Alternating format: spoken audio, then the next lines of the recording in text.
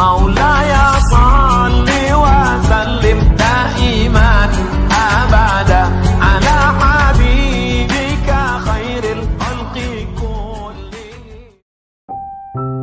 Ada amal apa yang paling dicintai oleh Allah Subhanahu wa taala? Ini luar biasa dahsyat ya. Saya tuliskan dulu ya. Baik. Dan saya ingatkan, apa yang saya tuliskan terkadang tidak tercantum di kitab.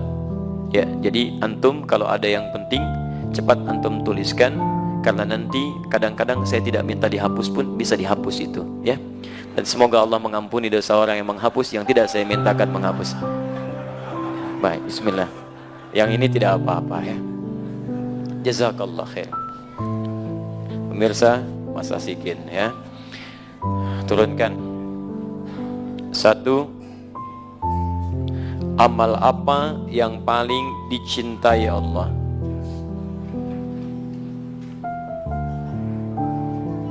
Ya. Artinya amal ini sangat dicintai Allah. Konsekuensinya ketika antum mengerjakannya, antum pun bisa meraih cinta Allah Subhanahu wa taala. Nah, sekarang perhatikan baik-baik, apa gambarannya seseorang yang dicintai oleh Allah. Jika seseorang sudah dicintai oleh Allah Subhanahu wa taala, maka yang pertama Allah berikan akan mengampuni seluruh dosanya.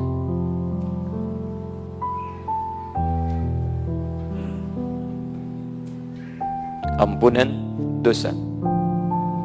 Dalil yang ditemukan di Quran surah ketiga Ali Imran ayat 31, paling kiri sebelah atas. Qul in kuntum tuhibbunallaha fattabi'uni yuhibbukumullah. Katakan Muhammad, jika kalian serius mencintai aku, ikuti aku, ikuti sunnah petunjuk Nabi sallallahu alaihi wasallam. Poinnya, lihat, yuhibbukumullah, maka Allah akan cintai kalian. Cintai. Nah, ketika Allah mencintai seorang hamba, apa yang diberikan? Wa yaghfir lakum dzunubakum. Yaghfir dzunub. Ya. Dzunub itu jamak dari kata dzambun.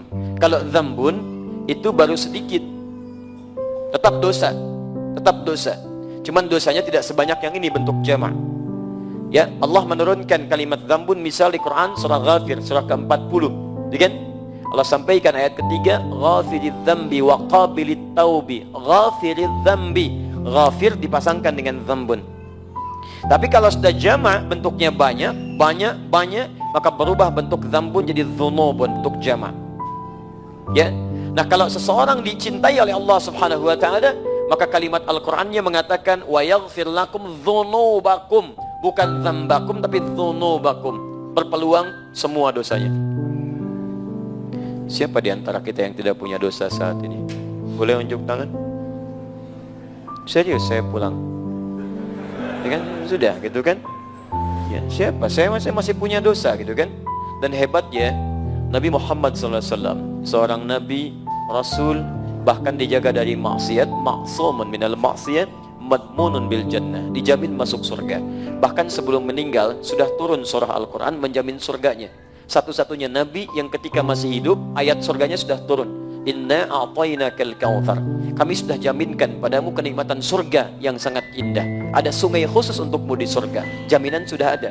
Tapi masih beristighfar dalam hariatnya minimal 70-100 kali.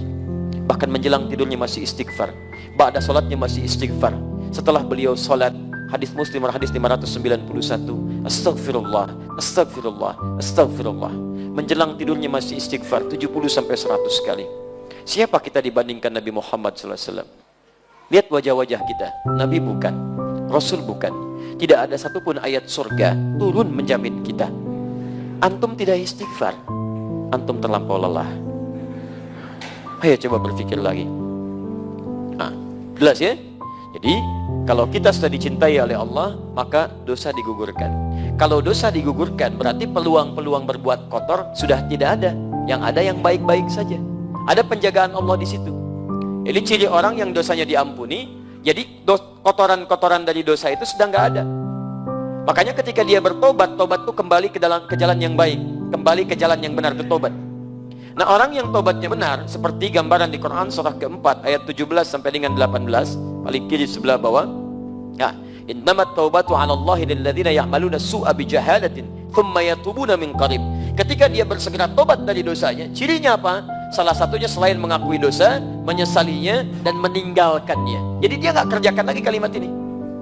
Maaf, pernah misalnya berbuat gibah, gosip misalnya, membicarakan keburukan orang. Kemudian dia tobat. Nah, ciri tobatnya yang diterima adalah ketika dia bisa meninggalkan perbuatan ini. Allah mengampuni dosa ininya, maka hilang dia. Maka lisannya tidak bisa berbicara yang tidak baik lagi. Yang muncul yang baik-baik. Makanya kalau orang diampuni dosanya oleh Allah, masih hidup dia di dunia, orang ini akan dijaga dari perbuatan yang tidak baik. Baik, katanya baik, sampai ke ujung kakinya. Gosip, hilang, selesai. Saya tidak, Ustaz, Alhamdulillah. Alhamdulillah, tidak seperti akhi yang itu tuh. Sama. Belum diampuni. Baik. Jelas ya? Jadi sahabat ini ketika bertanya, saya penting teruskan karena di sini tidak ada syarah demikian. Maksud saya, kalau antum mengamalkan apa yang dijawab oleh Nabi di sini, tidak sekedar amalan antum melimpah pahala, tapi berpeluang menggugurkan dosa-dosa dalam kehidupan kita. Jelas? Apa saja amalan yang dicintai oleh Allah, yang dengan itu berpeluang dosa kita pun digugurkan oleh Allah Subhanahu wa taala. Baik.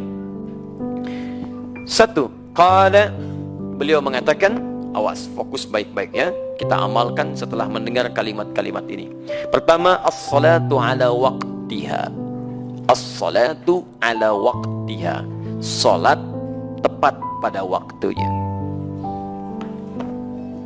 Salat tepat pada waktunya.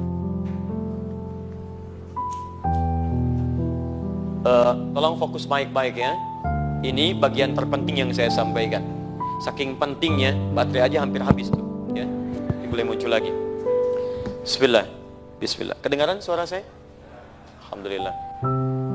Satu, as-salatu ala waqtiha. Baik. Kalau ada waktu,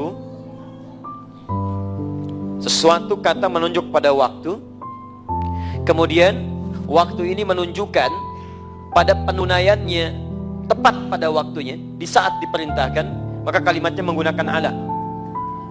Ala itu sesuatu yang dimiliki, tapi menunjuk bukan kepada kepemilikan benda ya, semacam waktu dan sebagainya. Tapi kalau menunjuk pada benda, kalimatnya menggunakan lam. Misal, al-qalam li. Ini spidol punya saya ya. Al-bait li, rumah itu punya saya.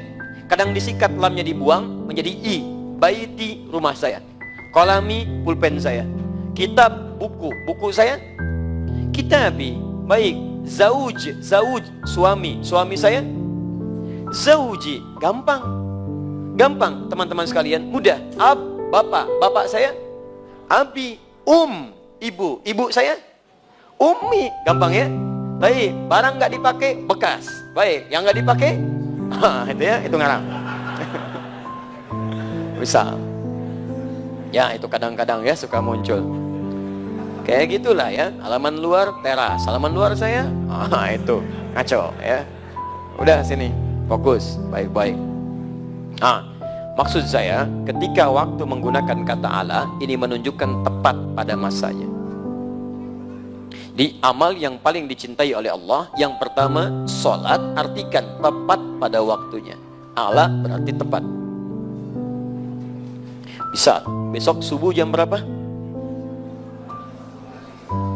4.15, 4.10, ayo berapa lagi? Baik. Yuk diskusi dengan teman, tanya kawan, call a friend, ayo.